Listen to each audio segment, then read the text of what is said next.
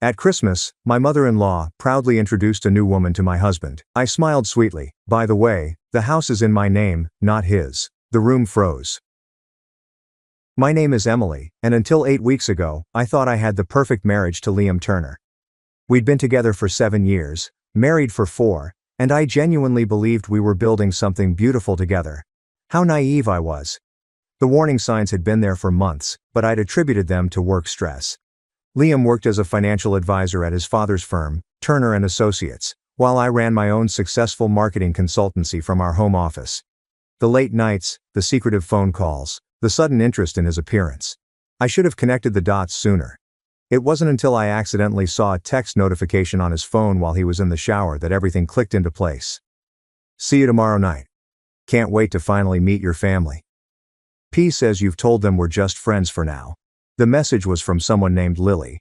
My blood ran cold when I realized P meant Helen, his mother. Helen Turner had never liked me. From the moment Liam brought me home to meet his family, she made it clear I wasn't good enough for her precious son. She'd wanted him to marry Chelsea Morrison, the daughter of another wealthy family in their social circle. When Liam chose me instead, a middle-class girl who'd worked her way through college and built her own business, Helen never forgave it either of us. But I never imagined she'd stoop to orchestrating an affair. Over the next 8 weeks, I became a detective in my own marriage. I hired a private investigator named Jason Lee, who confirmed my worst fears. Liam had been seeing Lily Harris for 3 months. She was a 25-year-old real estate agent who'd recently moved to town, and according to Jason's research, Helen had introduced them at a charity gala I'd skipped due to a client emergency. The photos Jason showed me were devastating. Liam and Lily at restaurants I'd never been to, holding hands while walking through the park where he proposed to me, kissing in the parking lot of the gym where we had a joint membership. But the most infuriating part was discovering that Helen was actively encouraging the relationship, even hosting dinner parties where Lily played the role of Liam's girlfriend while I was supposedly away on business trips that didn't actually exist. As heartbroken as I was, I'm also incredibly practical. Instead of confronting Liam immediately, I started planning. My father had taught me chess when I was 7, and his favorite saying was, "Never make a move until you can see the whole board." It was time to study the board very carefully. First, I reviewed every legal document related to our marriage and assets. When we got engaged, my lawyer had insisted on a prenuptial agreement. Liam had been offended initially, but I'd explained that, as a business owner, I needed to protect my company and personal assets.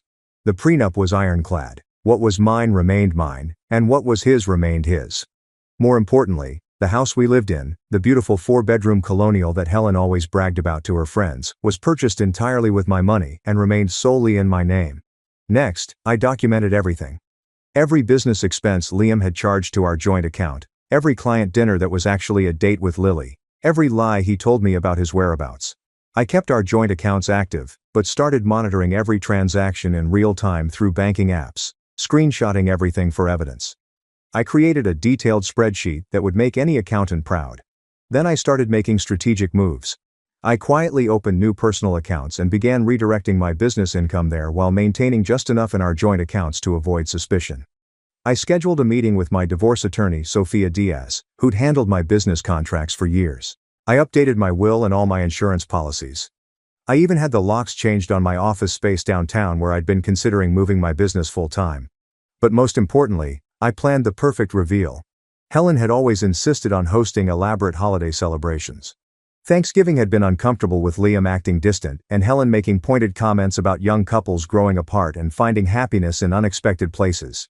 But Christmas was her crown jewel event, a formal dinner party for 30 of their closest friends and family members. When Helen called to confirm our attendance, her voice dripped with fake sweetness.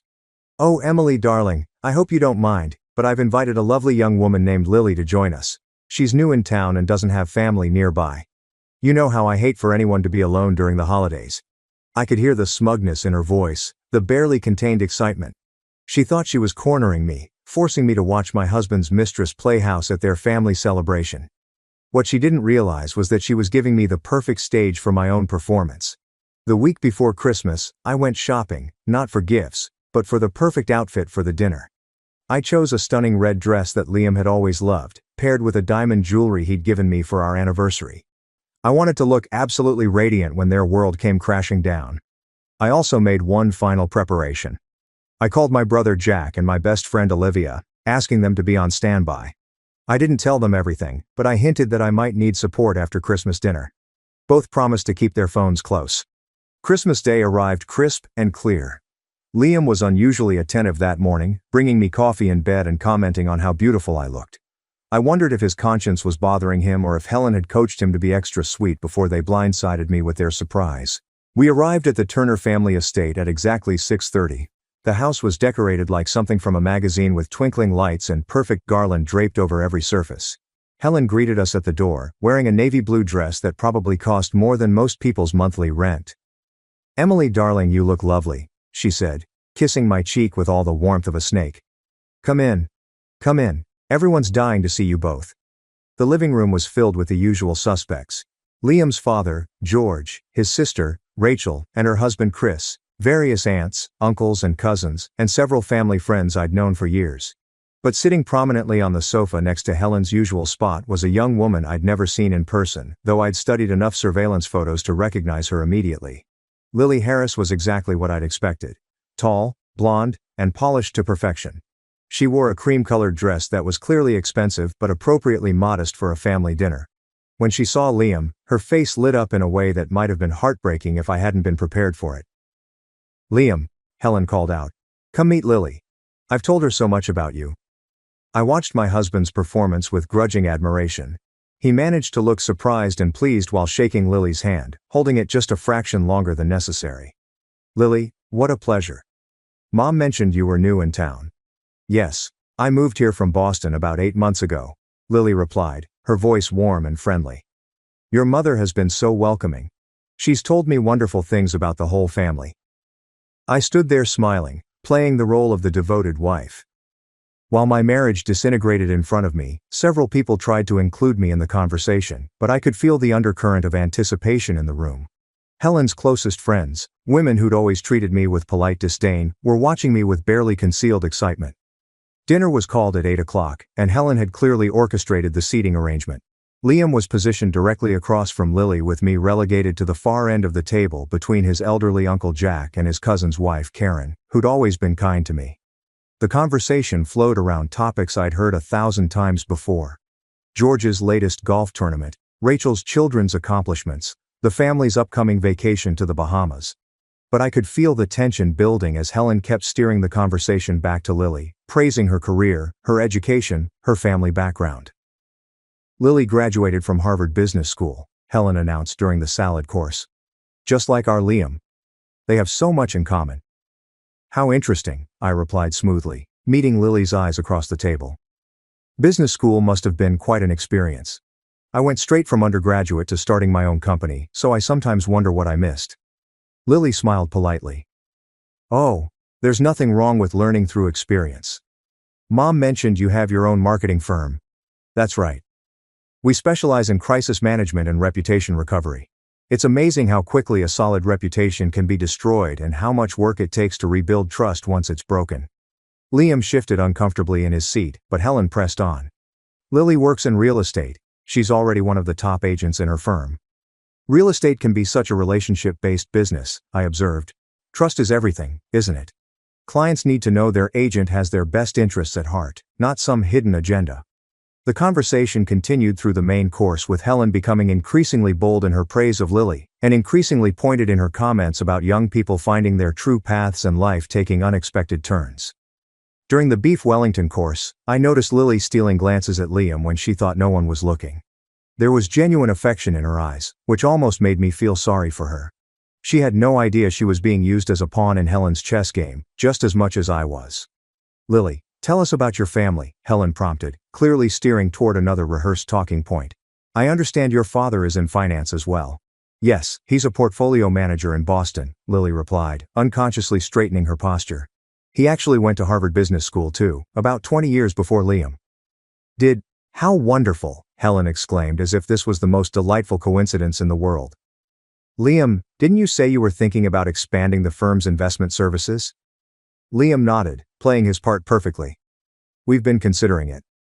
It would be helpful to have someone with that kind of background on the team." I watched this performance with growing fascination. They clearly planned this conversation, probably rehearsed it multiple times. Helen was systematically establishing Lily's credentials, her family connections, her potential value to the Turner family business. It was like watching a job interview disguised as small talk. "And Lily, you mentioned you're originally from Connecticut?" George asked, seemingly oblivious to his wife's machinations. "That's right, Greenwich. My family has a place on the water there. Nothing too fancy, just a little cottage we've had for generations." I nearly choked on my wine. A little cottage in Greenwich that had been in the family for generations probably cost more than most people's houses. Helen's eyes lit up like Christmas morning. She found herself a daughter-in-law with both money and pedigree. "How lovely," I interjected smoothly. "Greenwich is beautiful. Liam and I looked at properties there when we first got married, but we decided we preferred being closer to the city for work purposes." It was a subtle reminder that Liam and I had made joint decisions about our life together, but I could see Helen filing it away as evidence of my practical, unromantic nature. "Emily's always been very focused on convenience over beauty," Helen said with a tight smile. "It's admirable really how dedicated she is to her work." The backhanded compliment hung in the air like smoke. Several people around the table shifted uncomfortably, recognizing the subtle dig, even if they weren't sure how to respond to it. "I've always believed that loving what you do makes you better at everything else in life," I replied evenly. "When you're fulfilled professionally, you have more energy and enthusiasm to bring to your personal relationships." Lily smiled genuinely at this. "I completely agree. I love real estate because I get to help people find their dream homes. There's something so satisfying about matching the right person with the right property." "How do you determine what makes a property right for someone?" Liam asked, and I could hear the flirtation in his voice, even if others might have missed it. "Well," Lily said, warming to the topic, "you have to really listen to what they're saying, and what they're not saying. Sometimes people think they want one thing, but what they really need is something completely different." The irony was so thick, I could have cut it with my dessert fork. Lily was unknowingly describing exactly what Helen had done to her, convinced her she wanted Liam when what she really needed was to run as far away from this family as possible. "That sounds like quite a skill," Rachel commented. "I imagine you have to be very perceptive about people's motivations." "You do," Lily agreed. "Unfortunately, not everyone is honest about what they want or what their situation really is. I've had clients lie about their budget, their timeline, even their relationship status. It makes the job much more challenging." Liam went very still at this comment, and I saw Helen's jaw tighten almost imperceptibly. Lily had just unknowingly described her own situation perfectly. She was being lied to about Liam's relationship status, his timeline, and his true motivations. "Honesty is so important in any relationship," I said, looking directly at Lily. "Professional or personal. Once trust is broken, it's almost impossible to rebuild." "Absolutely," Lily said earnestly. "I always tell my clients that we can work through almost any challenge as long as we're honest with each other from the start." The conversation was becoming almost surreal. Lily kept making points that undermined her own position without realizing it. While Liam grew more and more uncomfortable, and Helen worked harder to steer things back to safer topics. "Lily, you must tell us about that lovely property you sold last month," Helen interjected quickly. "The one with the gorgeous gardens." But before Lily could answer, Uncle Jack, who'd been quietly working his way through his third glass of wine, spoke up. "You know, this whole conversation reminds me of when I was in real estate years ago. Had this client once who was married, but told everyone he was single. Caused quite a mess when the truth came out." The table fell silent except for the soft clink of silverware against china. Jack, bless his heart, continued obliviously. "Fellow thought he was being clever, keeping his wife in the dark while he shopped for a love nest with his girlfriend. But the girlfriend found out about the wife. The wife found out about the girlfriend, and both women ended up owning pieces of him in the divorce settlement." Helen, clearly embarrassed, said sharply, "Perhaps we should discuss something more pleasant." "Oh, it turned out quite pleasant in the end," Jack continued cheerfully. "The wife took him for everything he was worth. The girlfriend realized she'd dodged a bullet, and both women ended up much happier without him. Funny how these things work out sometimes." I raised my wineglass slightly in Jack's direction. "To justice being served," I said quietly, but not so quietly that the table couldn't hear me. Lily was looking increasingly uncomfortable, though I wasn't sure if she understood why Jack's story was relevant. Liam, on the other hand, looked like he wanted to crawl under the table and disappear. "Well," Helen said brightly, clearly desperate to change the subject. "Shall we move on to dessert?" I made my famous chocolate torte. As Helen bustled around serving dessert, I caught Karen, the cousin's wife, beside me, giving me a meaningful look. She leaned over and whispered, "Are you okay, honey? You seem a little tense tonight." I smiled at her gratefully. Karen had always been observant and kind, never part of Helen's inner circle, but always trying to smooth over family tensions. "I'm fine," I whispered back, just enjoying the family dynamics. Karen studied my face for a moment, then glanced around the table. I could see understanding dawning in her eyes as she took in Helen's obvious matchmaking efforts, Liam's discomfort, and Lily's innocent participation in what was clearly a setup. "Oh my," Karen breathed quietly. "Emily, do you need?" "I've got it handled," I assured her softly. "But thank you." Karen squeezed my hand under the table, and I felt a surge of gratitude for her kindness. It reminded me that not everyone in this family was complicit in Helen's schemes. The chocolate torte was admittedly delicious. Helen might be a master manipulator, but she was also an excellent cook. I found myself savoring each bite, knowing it would likely be the last time I'd taste her famous dessert. "This is incredible, Mrs. Turner," Lily said enthusiastically. "Would you be willing to share the recipe?" "Oh, it's a family recipe," Helen replied with false modesty. "I only share it with family members." The implication was clear. Once Lily married Liam and I was out of the picture, she'd be worthy of the precious torte recipe. It was such a petty little power play, but it perfectly encapsulated everything that was wrong with Helen's worldview. "That's a shame," I said conversationally. "I've been asking for that recipe for 8 years. I guess I never quite made it into the inner circle." The comment was light enough to seem like a joke, but pointed enough to make several people uncomfortable. Rachel looked mortified. George frowned at his wife, and even Lily seemed to sense the underlying tension. "Emily, you know that's not—" Helen started.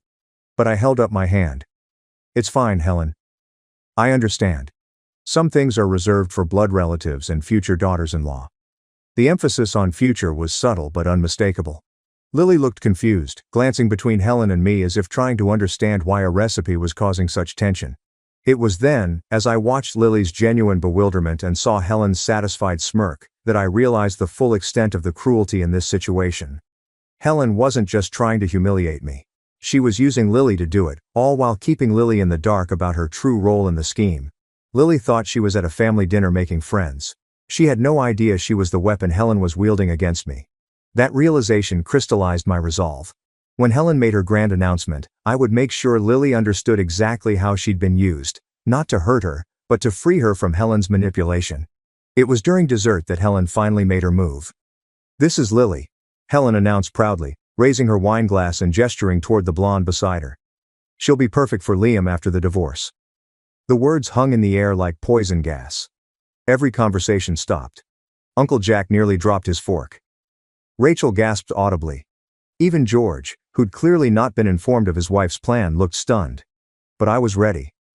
I calmly buttered my roll, taking my time to spread it evenly, while every eye in the room focused on me. Then I looked up with my brightest smile. "How nice," I said sweetly, turning to Lily. "Did they mention that the house Liam and I live in is in my name, and that there's a prenup in place protecting every single asset that matters?" Liam went completely still, his wine glass frozen halfway to his lips, his face draining of color as he realized the trap they'd walked into. Lily's confident smile faltered as she looked between Helen and Liam, confusion replacing her earlier composure. But I wasn't done. "I'm curious, Lily," I continued, my voice conversational and friendly. "When exactly did you and Liam start your relationship? Was it before or after the charity gala in June where Helen introduced you?" The color drained from Lily's face. I'm not sure what you're implying." "Oh, I'm not implying anything. I'm stating facts like the fact that you've been seeing my husband for 3 months, or that you've been to dinner at Marcello's 7 times together. They have excellent security cameras, by the way.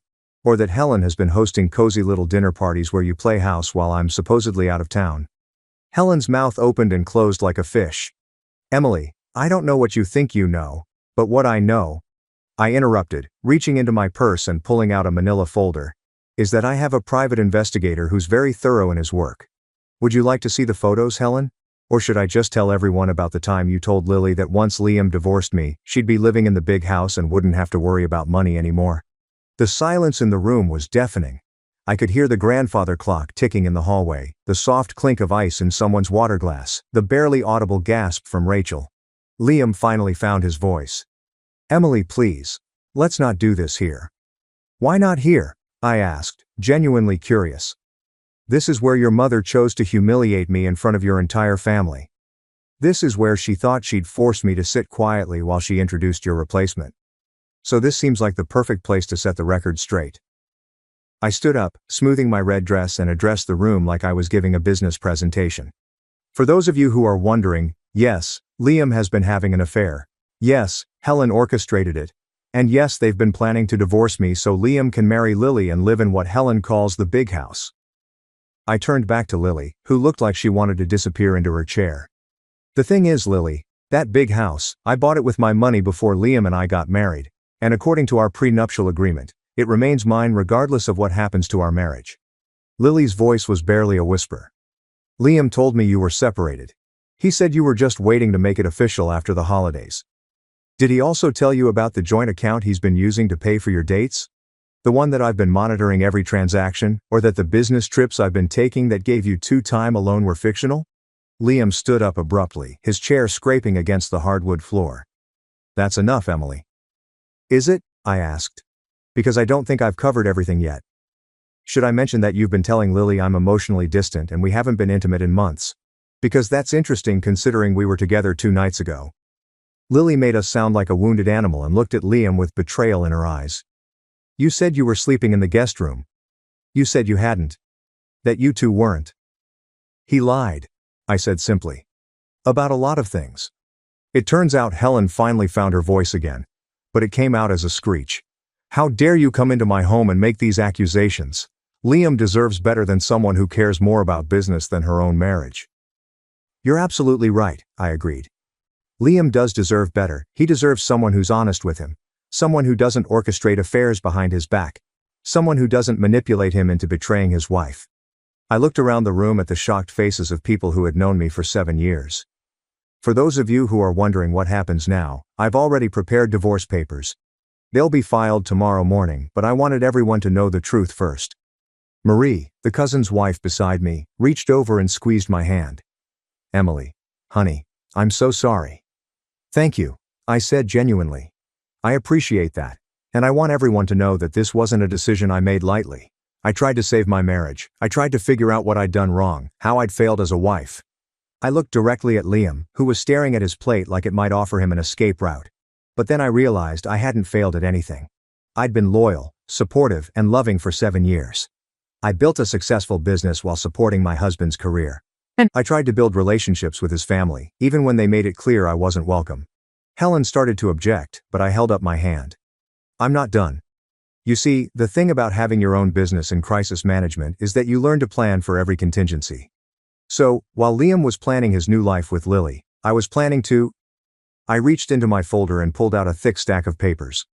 These are copies of every transaction Liam made using our joint accounts for his dates with Lily. Restaurants, gifts, even the hotel room you two used last weekend while I was supposedly visiting my sister. Lily buried her face in her hands. Liam looked like he was going to be sick. The total comes to $12,000 over 3 months, I continued, which according to our prenup constitutes financial infidelity and gives me grounds to pursue additional damages. George finally spoke up, his voice gruff with embarrassment. Emily, perhaps we should discuss this privately. With respect, George, there's nothing private about it anymore. Your wife made sure of that when she invited Lily to publicly humiliate me. I turned to Lily one final time. I don't blame you entirely, Lily. Liam is very charming when he wants to be, and Helen can be very convincing, but you should know that the man you thought you were in love with has been lying to both of us. Lily looked up at me with tears in her eyes. I'm so sorry. I really thought Liam said, you two were already separated. She showed me pictures of Liam looking miserable and said, you were cold and career obsessed. I'm sure she did, I replied gently. Helen's never approved of me. But Lily, think about this. If Liam was willing to lie to me for 5 months, if he was willing to use our joint money to wine and dine you, if he was willing to let his mother orchestrate an affair rather than having an honest conversation with his wife about problems in our marriage, what does that tell you about his character? The room was so quiet I could hear the furnace kicking on in the basement. Finally, Rachel broke the silence. Emily, I don't know what to say. I had no idea any of this was happening.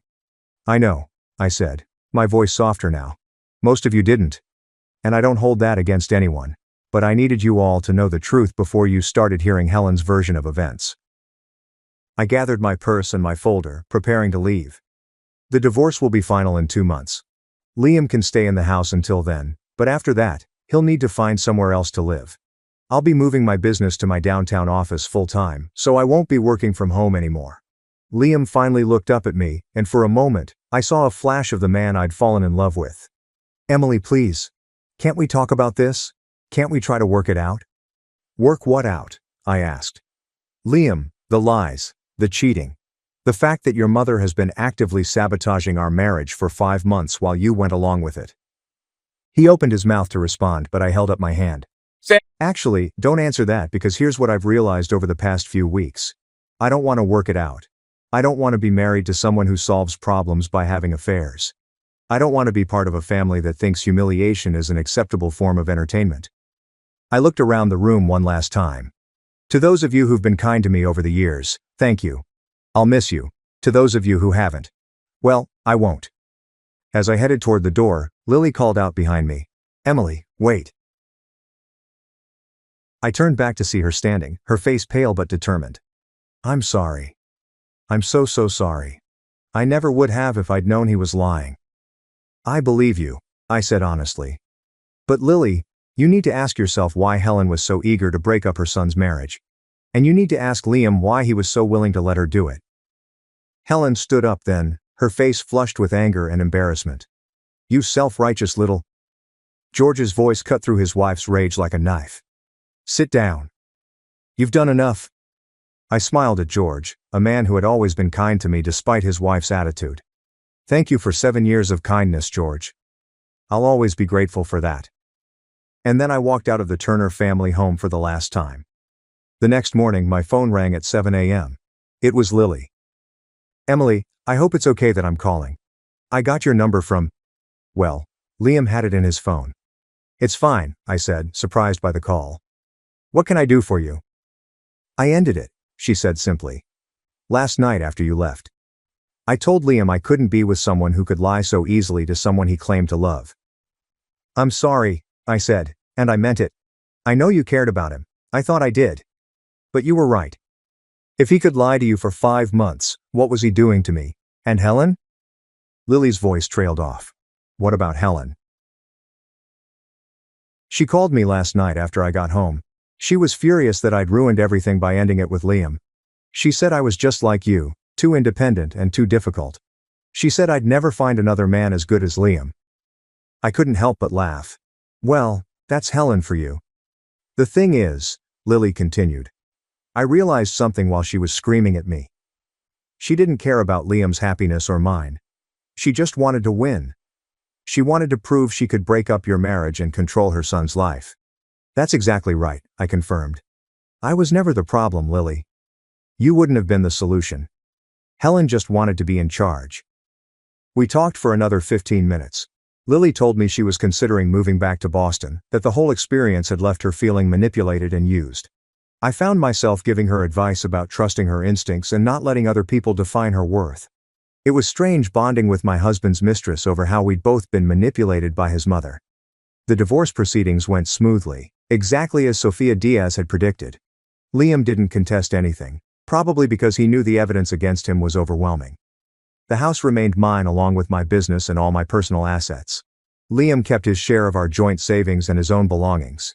2 months later, I ran into Rachel at the grocery store. She looked embarrassed when she saw me, but I smiled and approached her anyway. How are you doing, Rachel? I'm so sorry, Emily, about everything. About Christmas dinner, about Mom, about Liam. I had no idea. I know you didn't. How is Liam? She sighed. He moved in with Mom and Dad temporarily. He's been pretty miserable, actually. I think he's starting to realize what he lost. And Helen? Rachel actually laughed, though it sounded pained. She's been telling everyone who will listen that you trapped Liam with a prenup and that you seduced him away from his true love. Most people aren't buying it, especially after Lily left town and told her side of the story to several mutual friends. Lily left? Yeah, about a month ago. But before she did, she had lunch with several of the women who were at Christmas dinner. She told them everything. How Mom had manipulated her. how Liam had lied to her, how she felt used by both of them. I felt a surge of pride for Lily. It took courage to admit you'd been fooled and even more courage to set the record straight. I'm glad she found her voice, I said. Emily, Rachel said hesitantly. I know this is probably too late, but I want you to know that some of us never agreed with how Mom treated you. We didn't know how to stand up to her without causing a family war. I understand, I said, and I did. Helen was a formidable woman who'd ruled her family through manipulation and emotional blackmail for decades. But maybe it's time someone did cause a war. Rachel smiled ruefully. Actually, Dad's been giving her a pretty hard time about the whole thing. He was mortified by her behavior at Christmas dinner. They're in marriage counseling now. 6 months after the divorce was final, I received an unexpected visitor at my downtown office. Liam stood in my waiting room looking older and tired, holding a small bouquet of flowers. I know I don't have the right to be here, he said when my assistant showed him into my office. But I needed to apologize. I gestured to the chair across from my desk. Okay, I'm listening. He sat down heavily and placed the flowers on my desk. I've been going to therapy. Individual therapy, not the couples counseling Mom suggested.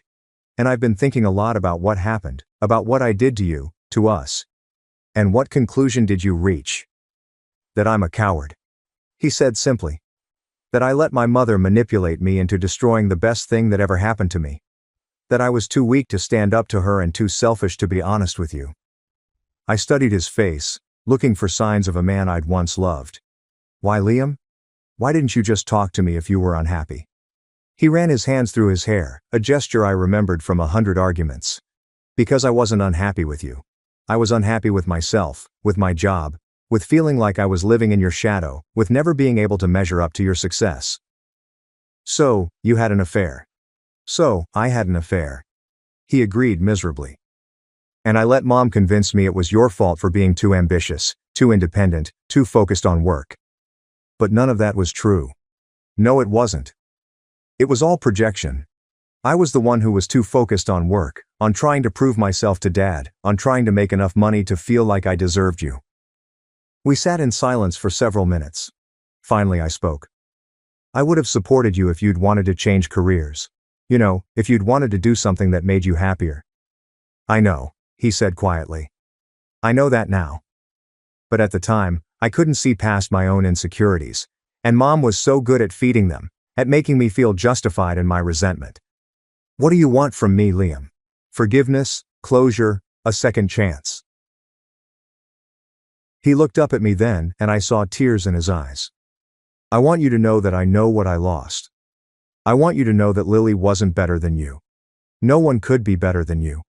I want you to know that the biggest mistake of my life wasn't the affair, it was not appreciating what I had when I had it. And I want you to be happy. Really happy with someone who deserves you. It was the most honest thing he'd said to me in years. Thank you, I said finally. I appreciate you coming here and saying that. He nodded and stood to leave. At the door, he turned back one more time. For what it's worth, Emily, you were magnificent that night at Christmas dinner. I've never seen anyone handle themselves with such grace under pressure. After he left, I sat at my desk for a long time, thinking about forgiveness and closure and the strange way life sometimes comes full circle. A year later I was dating a wonderful man named Daniel Parker. Jason is the private investigator's brother. As it turned out, Daniel was a pediatric surgeon who found my independence attractive rather than threatening, who supported my business ambitions, and who thought my story about Christmas dinner was hilarious rather than embarrassing. We were having dinner at Romano's, the same restaurant where I confronted the evidence of Liam's betrayal when Daniel asked me if I ever regretted how I'd handled the situation. Do you mean, do I regret planning it out instead of just screaming and throwing things? I asked. I mean, do you regret exposing everything in front of his whole family instead of handling it privately? I considered the question seriously.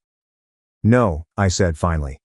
Helen chose to humiliate me publicly. She thought she could corner me, embarrass me, and force me to accept her son's infidelity quietly. She thought I was weak, and you proved her wrong. I proved that actions have consequences, that manipulating people's lives for sport comes with a price, that underestimating someone because you think they're beneath you is a dangerous game. Daniel smiled and raised his wine glass. To dangerous women and the men smart enough to appreciate them. To second chances, I countered, clinking my glass against his. and to the wisdom to know when someone deserves one. As we left the restaurant that night, I thought about Lily, who'd moved back to Boston and was reportedly doing well in commercial real estate. I thought about Liam, who'd left his father's firm to teach high school math and seemed genuinely happier. I thought about Helen, who'd lost her position as the family matriarch after her behavior at Christmas dinner had finally convinced George to demand change. But mostly, I thought about myself, about the woman who'd sat at that dinner table a year ago, calmly buttering her roll while her world exploded around her. She'd been strong, strategic, and ultimately victorious. She'd also been absolutely terrified. The truth was, walking away from a 7-year marriage, even a broken one, had been the hardest thing I'd ever done. Standing up to Helen in front of all those people had taken every ounce of courage I possessed. Planning my revenge had been empowering, but executing it had been terrifying. But sometimes being terrified is exactly what you need to discover how strong you really are. And sometimes the best revenge isn't getting even, it's getting out.